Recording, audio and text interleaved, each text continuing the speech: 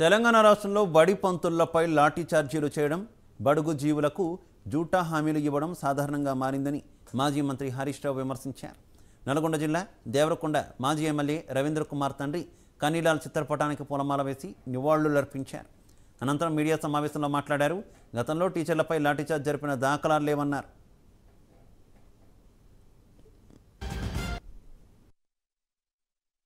డబ్బులు పడంగానే తెల్లారి దొడ్డువాట్లకు బోనస్ లేదనే సావు కబురు చల్లగా చెప్పిండు. ఈ మాట డబ్బలు కొట్టు పడకముందు చెప్తే రైతులు తమ సంగతి చూపిస్తారు. తెల్లారే చెప్పిండు డబ్బలు సీలేనక. అది ముందెందుకు చెప్పలే? మరి మీ మేనిఫెస్టోలో మీరు దొడ్డు వడ్లకు ఇయ్యమని చెప్పిండ్రా? రాష్ట్రంలో వడ్లకు మేము 500 బోనస్ ఇస్తాము, 2500కు వడ్లు కొంటాము అని మీరు చెప్పారు ఆ రోజు. కానీ ఈరోజు ముఖ్యమంత్రి గారు బోనస్ విషయంలో చేతులు ఎత్తేసిండు. సన్న రకాలకే బోనస్ అంటున్నాడు. రాష్ట్రంలో 80% దొడ్డు వడ్లే పడతాయి. సన్న రకాలు కేవలం 20% పడతాయి. యాసంగిలు అయితే మొత్తం దొడ్డు వడ్లే ఉంటాయి. అంటే ఒక రకంగా మీ ఎన్నికల హామీని మీరు తుంగలు దొక్కిండ్రు, చేతులు ఎత్తేసిండ్రు.